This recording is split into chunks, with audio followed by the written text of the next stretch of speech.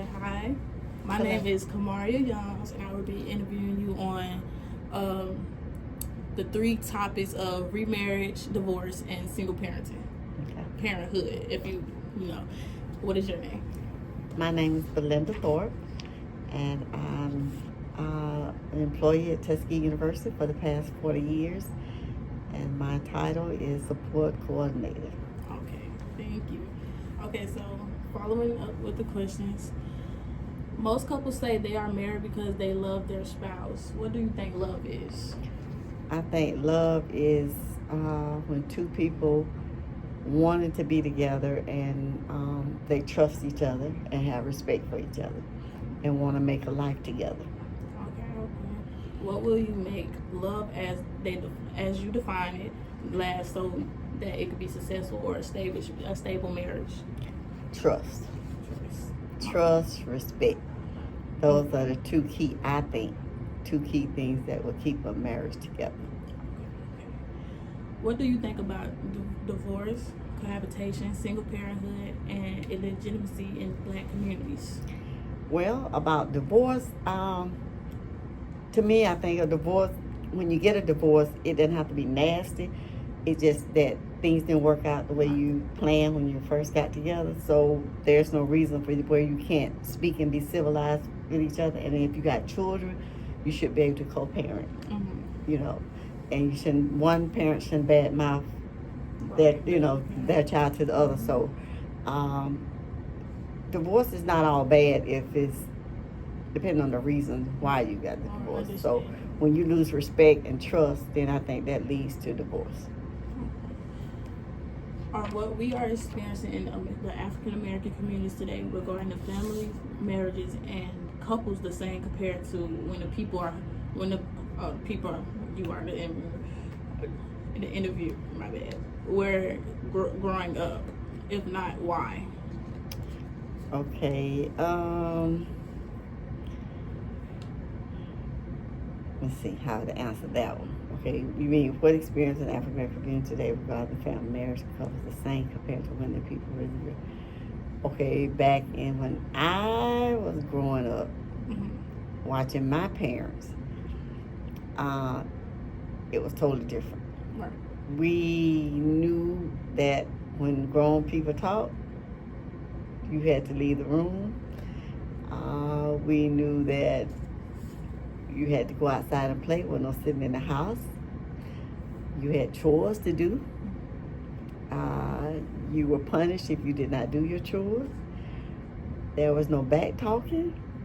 And the male figure of the house did all the disciplining when I came along. And my parents stayed married 47 plus years. I'm not saying they were all good days that I experienced, but no one left. They worked it out. So I think back then people learned how to talk their problems out. Now we're quick to say go. I don't have to put up with it because now females can handle themselves. They don't need the male figure to take care of them. And I think that makes that's the difference between the divorce rate being high now than it used to be, because women don't depend on men for survival. They're independent. Right, very independent. Okay. What are the causes or origins of these social problems? Are they largely moral problems, as claimed by some critics, or are they because religious meanings no longer permits the everyday life of the individual? Well, I think now it's more of a moral thing because parents aren't raising their children, and so it's to the point where there's no control in the family house and in the homes now. Kids do what kids want. Kids tell the parents what to do. Right. And as the religion part of it, parents aren't carrying the children to church, so they're not bringing them up in a religious home and in a religious setting where they fear God or they know how important it is to have God in their life. Right. So if you don't know this, you can't live there. And I think that's a big problem with the family now. There's no God in the home. So. There are more children born out of wedlock. Both parents are working, and more adults are living alone. Can these trends be reversed in the 21st century? Only if we can go back and put things in perspective. I'm not gonna say we'll get back to where no sex before marriage. You might not get that far back, but you can be taught that having a child without being married is not good. Mm-hmm. And this is what you need to wait on until you get married to have children. It's gonna be hard to say wait till you get married to have sex. That's not gonna work. Do you think those are problems in a relationship? Yeah, but I don't think they're not doable, because if you dating, and if that's the first thing you tell a person, you have to love me for me, not, and I'm not gonna do this. And if they stay with you and date you, then they're okay with you, but it's how you carry yourself. Right. So you can determine whether or not you can have sex before marriage, depending on what you want for yourself. Okay. The obstacles we face in America because of race, what can and should be done by us African Americans to solve some of the problems facing the nuclear family and marriage in our communities? Well, let's see. The obstacles that we're facing is the fact that we're losing our ground as for being a respectable person. Mm-hmm. Other races look at us as we're falling by the wayside, because we got young men who won't work, got young men walking around with their pants hanging off their butt. Mm-hmm. Young women don't care what they say or how they look. We're losing our self-respect, and I think that's the biggest problem. And if we don't get our self-respect back as a person and as a race, we're all going to be a lost cause. Right. That's how I see it, and we're our own worst enemies at some point. So do you think those are forcing more divorces? Yes. Okay. I think the divorce rate is high because people don't seem to want the same thing out of life anymore. Right now, we're at a stage where everybody wants something for nothing. Right. Nobody want to work for what they get. They want people to give it to them, or they want to steal it.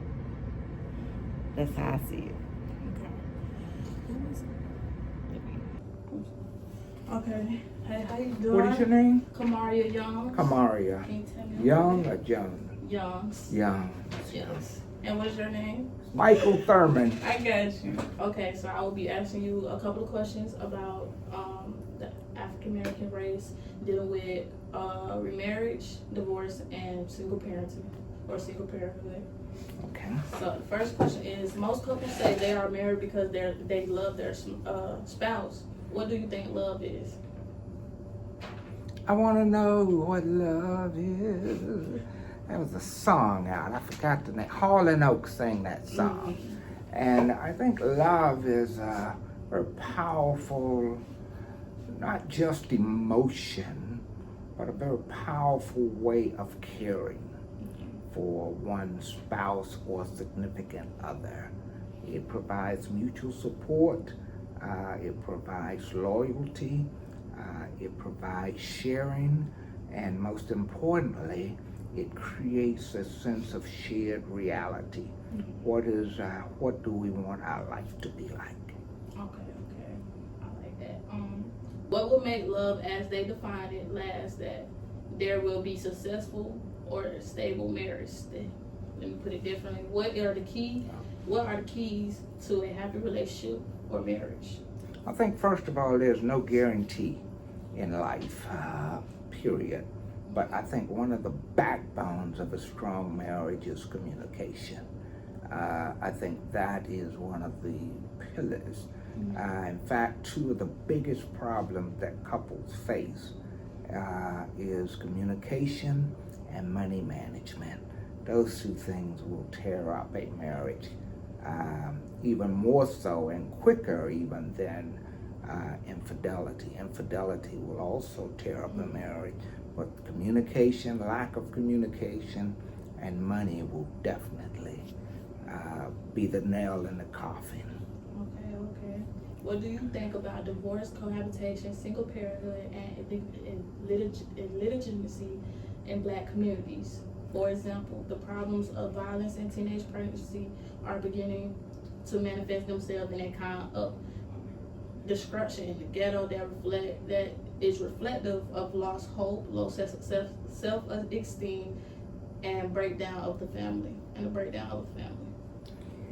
I think the reality of the situation, there are no guarantees. Of course, few things last forever. So I think we are in a society which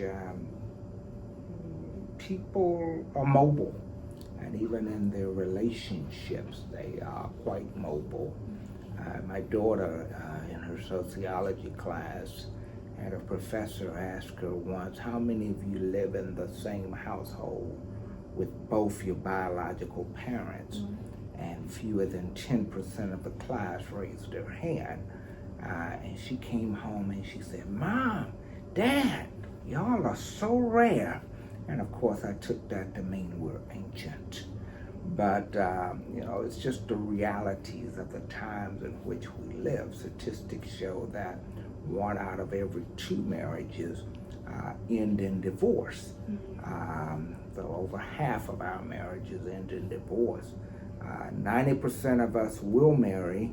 80%, half of those marriages will end in divorce in the first 5 to 7 years.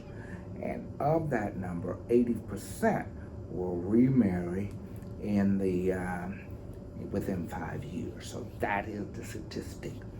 Single parent households is a growing challenge in our society. In fact, I had a white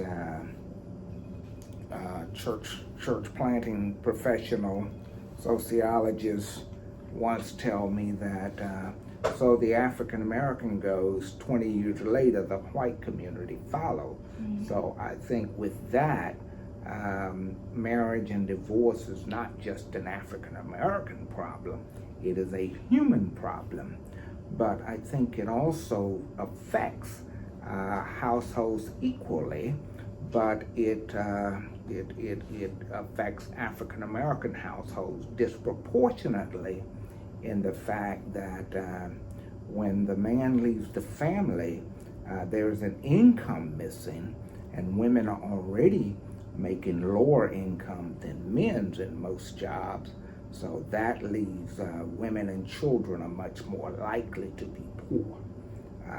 They're much more likely to be homeless, etc., just because of the fact that women generally make less than men. I think that is changing. The economic gap is changing, but it's still a reality that must be reckoned with. If you think about the recessions, if you think about layoffs and previous periods of economic upheaval, women were usually let go before men because the prevailing thought was, oh, she has a husband at home that can take care of her, who makes money, who makes the income, who makes the benefits, etc.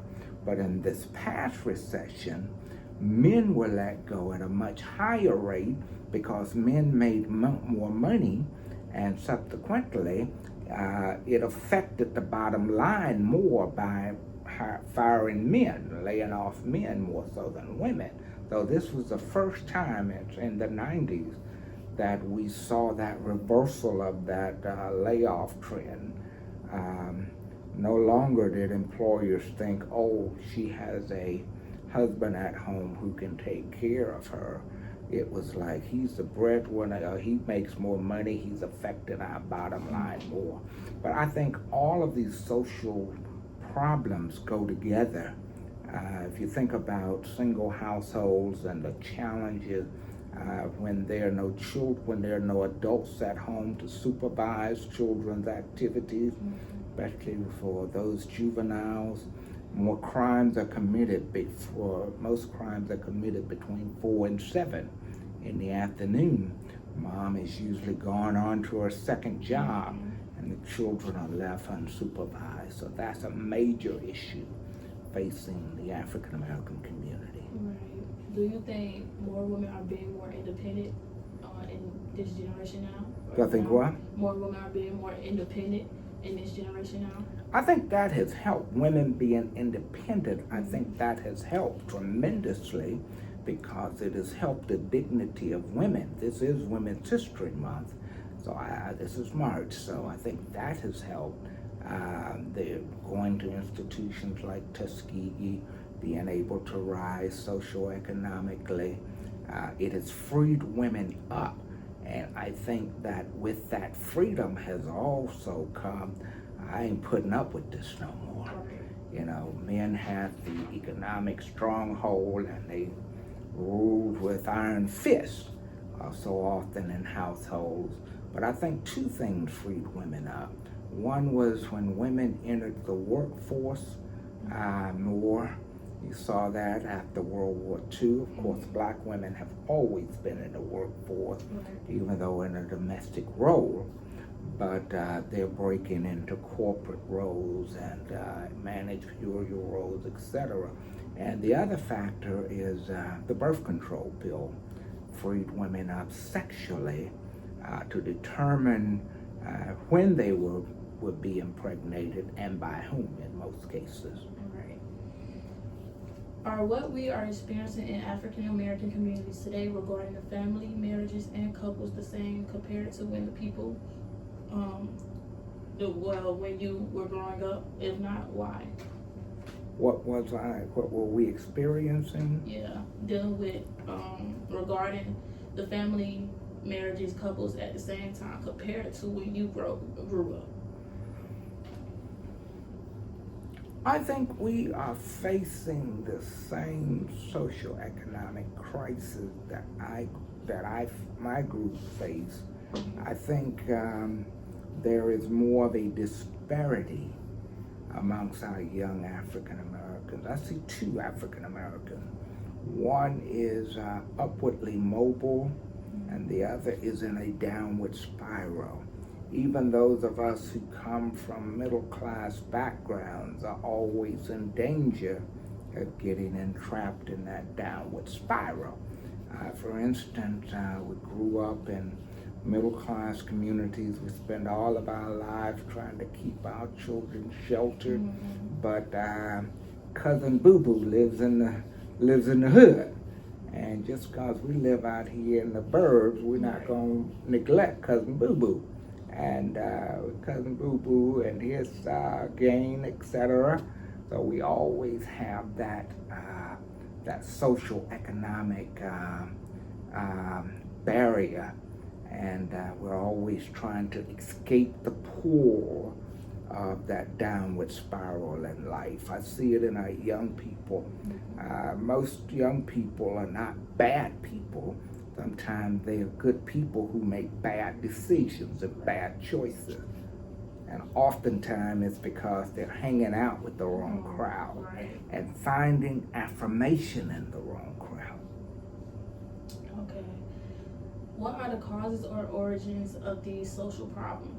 Are they largely moral problems as claimed by some critics, or are they because religious meanings no longer stand the everyday life of the individual? Are they moral problems, or what are you asking again? Basically, like, are there more problems, or as claimed to some critics, or are they because religion is not involved in one's like upbringing? I think religion has played a strong role in our communities. But religion is not the only producer of good people. So I don't want to fall into the trap of saying you got to be religious to be good. They're bad religious folks. But I do think that just the morals of society, for instance, I think, and I have grandchildren your age, Miss Young, and listening to the music that they listen to, the humanization of women.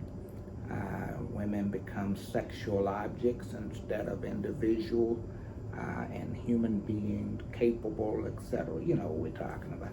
So I think that whole culture, not to say all hip hop is bad. I grew up in the original hip hop. Grandmaster Flash, it's like a jungle sometimes. Make me wonder how it keeps from going under. Ha ha. Right. You remember that? You don't remember that. Shoot, I'm probably too young for that. But I think as hip hop grew, in fact, hip hop music transcended cultural barriers so rapidly. I more than any other genre in history. I was over in Nazareth and saw graffiti on the wall, Tupac Shakur. So you can, and my tour guide in Israel, a young brother, a young Palestinian, he was sagging. You know what sagging is, don't you? Yeah, they was sagging. They had his pants down below his waist. So I think that whole culture has, in protest of, you know, the rigid values of the previous generation, cried out to be self-expression. And I think that self-expression might have been a hindrance to us by distracting us from the real goal of finding economic peace and harmony within our lives. Not to say that a lot of money has not been generated through hip hop, but as one girl would say, all money ain't good money. Right.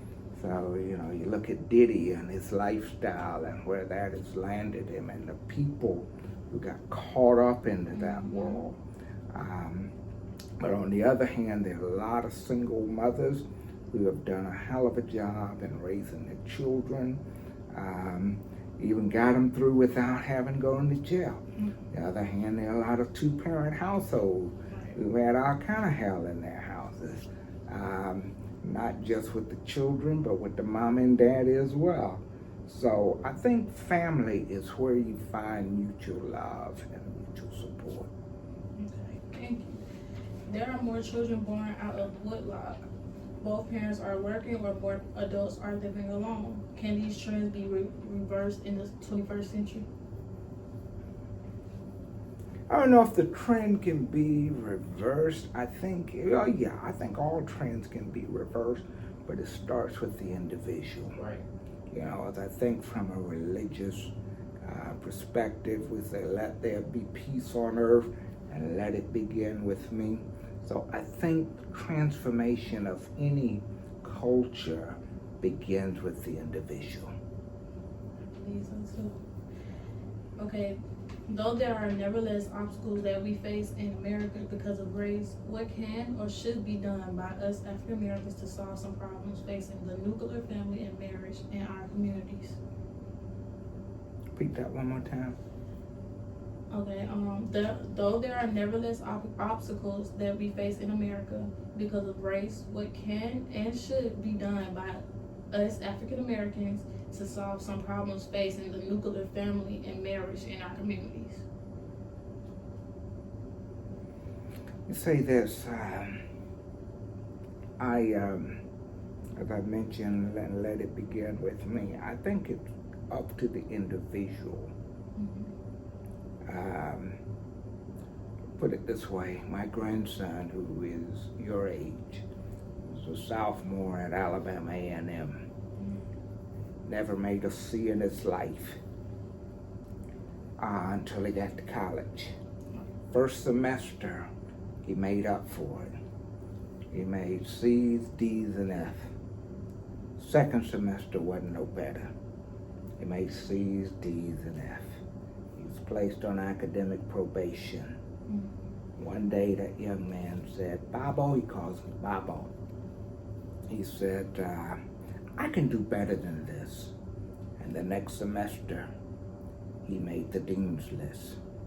So that shows that whatever any individual puts into his mind and his spirit, he can do better, he can transform, he can do different. And I think that's the solution to how we live our lives in our families, in our communities, even in our world. Do you think most social problems affect that? Do I think most church Social problems affect like children not being able to proceed in what they want to do, or families? You know how some families be like, oh yeah, you shouldn't do this because. I think a lot of it is peer pressure. Mm-hmm. Peer pressure is a very powerful piece for our young people. I think that's very powerful. Peer pressure. Peer pressure is real. Wanting to be accepted, wanting to be a part of the group. Most people in jail, prison, are not bad people.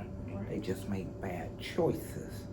And those bad choices came because of their inability to control their desires and their appetites. It's back to Sigmund Freud, id, ego, superego. Plato said the same thing 4,000 years ago, 2,400 years ago. He called it the, what did he call it? He called it the, I can't think of the term, but Plato, Socrates, Freud actually took those same terms from Plato 2,400 years ago and turned them into what we would now call id, ego, and the superego. And if I can remember it, it was the appetites, it was reason, and it was the super element.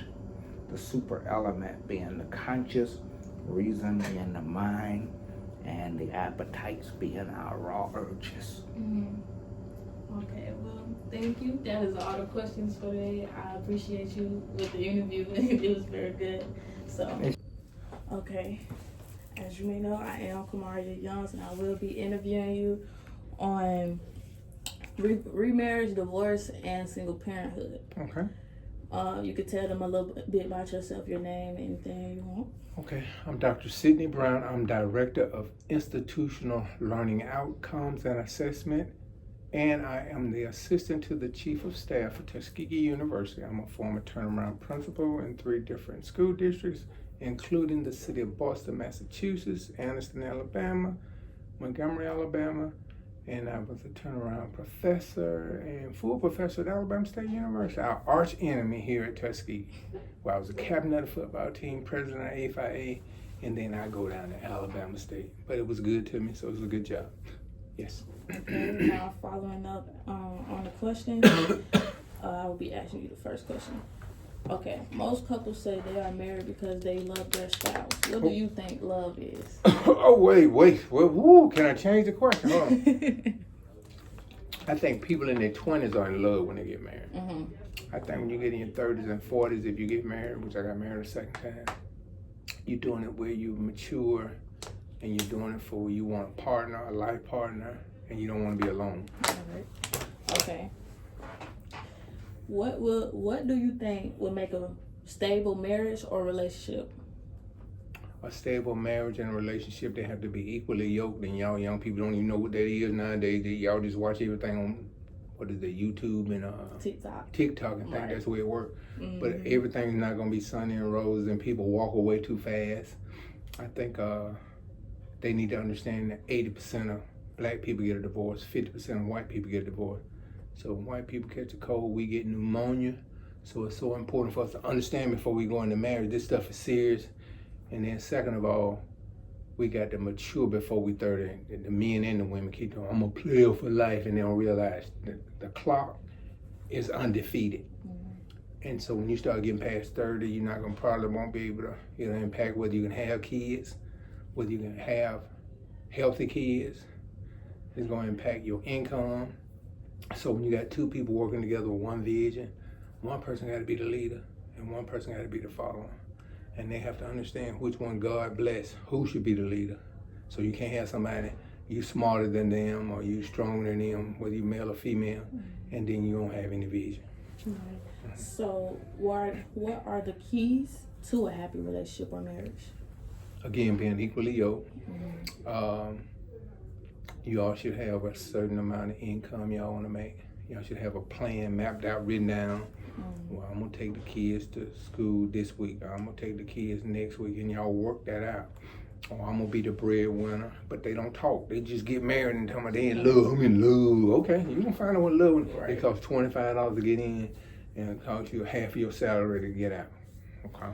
What do you think about divorce, cohabitation, single parenthood, and illegitimacy in Black communities? I think it's extremely too high. Again, we are not educated as a people. And when you're not educated, you fall into diverse temptation where you're gonna fall into being immoral because you don't know what morality is, because I do what I want to do, all that silly stuff. You're in the club partying, you're on TikTok partying, and then you don't want nobody to hold you to the consequence. You say, well, nobody told me that was a rule. It's for your parents to teach you what the rules are to the game called life. And if they don't, you're gonna be behind the rest of your life trying to play catch up. And then if they think about the majority population are white, whatever word you want to use, it's like them, you racing them to Chicago from right here in Tuskegee. We used to go to Chicago and undergrad at Tuskegee all the time. But they starting out in Nashville. You ain't gonna never catch them. We don't never grow up. So quit trying to catch somebody who already in Nashville and y'all driving the same car at the same speed. There's nothing you can do. Your job is to take care of your family, educate your kids, and then hopefully pass on life insurance to them, knowledge, so they can catch the next generation or get closer than you did. Okay. Next question. I think I answered the question. I don't know. Okay, the next question is, are what we are experiencing in African American communities today regarding the family, marriage, and couples the same compared to you as growing up? Oh yeah, I'm sure it's the same way. Up until like 1968, I think 80% of Black people stayed together because they know they couldn't go nowhere. Everybody stayed in the Black side of town. Everybody went to a Black church. Everybody knew they only got 10 jobs for Black people at the Ford plant. So you knew your limitations.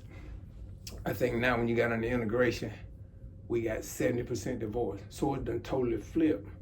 And when you got divorce, that's how you got chaos in the community. You got kids being killed, murdered, raped.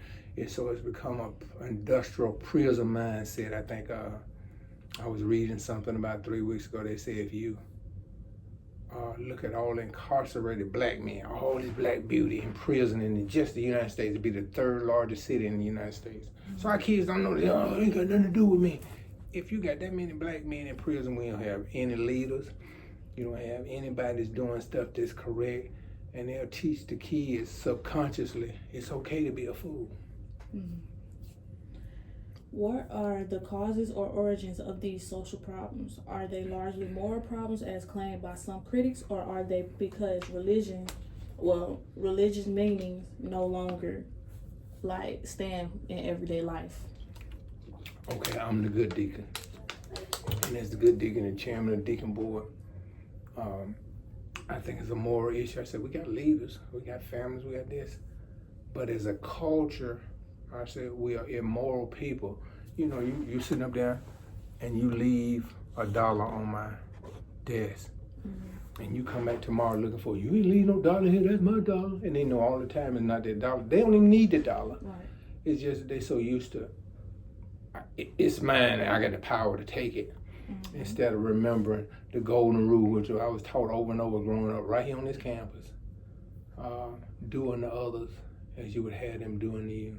Them people probably need that dollar. Our student need that dollar. Right. But we're not gonna do that. It's mine. I'm gonna beat you to this parking space. Right. Y'all see it. I'm like, they see it. I'm gonna park in this parking space. No, it's reserved. No, they'll get you mad. All that stuff. And then you wanna fight somebody, you gonna pull out a glove. You got to pull out a gun. So everybody got a gun. So why you pulling out a gun? Right. Okay, so there are more children born out of wedlock. Both parents are working, or more adults are living alone. Can these trends be reversed in the 21st century? Oh yeah, but so you got to get with somebody again that has the knowledge, that wants to know the truth, and then they gotta want to find a church, and they gotta understand the book. I used to have my students read The Millionaire Next Door, or when I speak to my frat brother, go and read the book, The Millionaire Next Door. The millionaire next door knows where the best schools are. Public schools, not private schools. So they're gonna move in the smallest house on that street that they can afford, where ain't nobody harassing their kids. They're gonna move in that neighborhood, they're gonna stay there. And their kids gonna go to public schools there, and they're gonna get a good education. So they're gonna save that money for their kids to go to Tuskegee University undergrad, instead of paying all this money to go to private school and kindergarten, K through 12, and then when they get ready to go to college, you better get a scholarship. Well, you need to try to help that student understand, we're gonna stay in this nice neighborhood. You're gonna have to learn to deal with these people in this middle class neighborhood, instead of going to our neighborhood, and you big time, or you in a neighborhood that's gonna cost you making $100,000 a year, you in a house $1 million. You know you can't afford this, so you getting stressed out, you go into bankruptcy. So we don't understand finances. So we have to understand the millionaire next door. Getting a job, getting a spot, stay in that spot. Don't cut line, don't cheat, don't push, and you're gonna get everything coming to you. But they gotta believe that, they gotta see somebody. So they'll say, we need mentors. No, you don't need mentors, you need role model. So you can see, this fool actually did it. But most of us don't have a role model, because again, like I told you, most of the black men, a lot of the black men are in prison or been under probation. And they would be the 3rd largest city in the United States. So do you think it can change? Like, do you think all this can be an understanding to why some of this stuff happens? I mean, all you gotta do is read the book again up to 1967, 68. Black people stayed together. We grew our own food. We went to our own church, went to our own school. We had our school better than most people. Tuskegee University, Howard, Spelman. Then they said, what? No, man, you need to fight so you can get a hamburger, eat beside white people. And they were like, what? The white men said, okay, let's do it. Now, how can we make money out of this? They finna make money out of that. They said, okay, well, let them move over here. Okay, so when you move in a neighborhood, I had a friend in Boston. I said, what you don't understand when you read The Millionaire Next Door, it's gonna say, you go into this community to move in. He said, man, I moved out there, Millionaire Road. I moved out there. They be telling their homeboys and stuff. Okay, in 1945, before they let you in 1980, they said their taxes are frozen at $1,000 a year in that community. But when me and you go in there, we gotta pay the taxes on the value of the house, which is $5,000 a year. We don't know this, we wondering now. And that's a 2 couple, they retired, they been retired. And you don't even realize in the covenant, their salaries and their house taxes are, that's what they get you on taxes. We don't understand that. A frozen at $1,000, we go in there paying top dollar. When you read The Millionaire Next Door, it'll tell you how to go in and find value and stuff. It's more important than you paying top dollar where don't nobody want you there. Do you feel like African Americans are like more, oh, I gotta work harder to get this, or I gotta work just because of what white people put out there? No. They follow our image. We got all the style. They follow all that stuff, but they find a way to make $1 out of it. I think we got low self-esteem, so we can't never eat enough. We can't eat enough lobster, shrimp. We can't satisfy. Cause we really trying to say, I don't understand. So you go to Tuskegee where you find out you understand. Look, we ain't supposed to be doing this. We can't never make enough money. We don't realize you got a salary. I need to give me a loan. You wait until you get paid and pay yourself. Right. Then you do a budget in your mind. I taught my boys, my son, how to do a budget. This is how you do a budget. And then I'm telling you to blow 30% of your check. Blow whatever you want, buy them headphones, earphones, cell phone, but out of that 30%. Mm-hmm. I call it the 3 dime theory. So they don't have a plan. They don't have a role model to teach them. And then so you try to satisfy it with cars, sex, drugs, and they end up having heart attacks. Okay, I see all these sports reports. I said, hey, all my boys said, man, black men, we sports reporters everywhere. I said, all that sound good. I'm gonna give this last example. I said, but every one of them, when they get 50, cause they have them hopping on every plane at every game. I said, they sure paying that joker. Then all of a sudden I see one of them get cancer. They jumping on every plane, drinking water everywhere, all kind of bottled water. They eating all kind of food. They dead. Most of them dead. My superhero sports reporters, most of them are dead. Except for Brian Gumble. And he probably about 80 years old now. He still like, he knew to take care of himself. But they had role models. His brother just died. But the rest of them pretty much dead except for Mike Tirico. They put them, they gonna make you work harder. And you see them that work hard, never save your money and say, well, dog, I'm gonna save my money and open up my own podcast. You smart enough to do that, and just like you now, you smart enough to do that right now. Podcast on nursing. You said that was your major. But you sitting there learning and getting the history, and then somebody wanna hear what you gotta say. But we don't do that. We got to have it right now. And we were worth 1 cent after we got out of slavery in 1865. How much you think we worth now as a black community? I think we worth a pretty penny, honestly. I think we always been worth a pretty penny. No, I mean actually dollars now. I'm measuring you against the U.S. dollar. We were worth, as a community, we were worth $0 to $100. Right after slavery, we ain't have nothing. How much you think we worth now? I say, can I do double digits? Whatever you want to say, this your world. But I'm gonna tell you the truth. 30 to 40. We worth the same thing, $100. $100. Because we buy stuff that don't have value. Right. We don't have life insurance. You see what I'm saying? So we ain't got nothing to pass on. We ain't got nothing that we ain't got no sick days at work. We take when it's time to go spring break. We at the top spring break. We at the best hotel. We ain't in no membership, club memberships, none of that stuff. I'm talking about as a whole. So you buying the biggest car, devalue as soon as you drive off. You buying clothes, devalue as soon as you go. Look, I got 4 or 5. I done got these elbows past 3 times. They like, Sidney, you make some more money. What you do?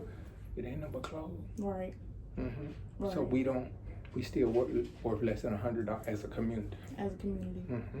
Okay, this is going to be the last question. Though there are nevertheless obstacles that we face in America because of race, what can or should be done by us African Americans to solve some problems facing the nuclear, family, and marriage in our communities? Okay, we used to have a statement when I was growing up talking about knowledge is power. Now y'all, every time somebody make a statement, we got to add to it. Okay, that ain't true, cuz. I'm like, oh Lord. You got to say, put knowledge into action. And I'm like, this is stupid. It's power. You got to have knowledge. You came to the right school, you got to be exposed to the right mentors. Your teacher, whoever it is, got you doing this, knowing you need to do it. That's a good teacher. You got to have good teachers. You go to the watered down version, and they'll mess you up. They'll have you chasing with low self-esteem. You ain't good enough, you can't pass the test. You gonna pass the test when you went to Tuskegee.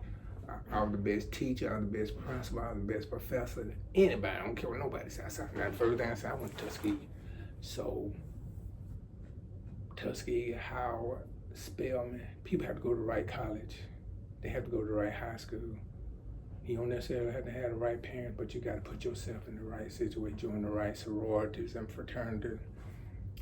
If you hang around 9 broke people, guarantee you in 2 months, there's gonna be 10 broke people you see hanging around each other, and that's gonna be you included. Right. But if you hang around 9 people doing stuff, I guarantee you in 2 months you're gonna be doing stuff. Right, because they're gonna teach you. They're gonna teach you, man, well, let's go this way. And you be like, no, I wanna go over there, they drinking over there, they smoking this. Man, let's go to practice. You ain't even doing in there till you ain't never, why you trying to play softball? And you just got here. You said, man, I'm gonna go out there anyway. I'm better than all of them out there. Whatever you told me you played in high school. Thank you so much for letting me interview you too.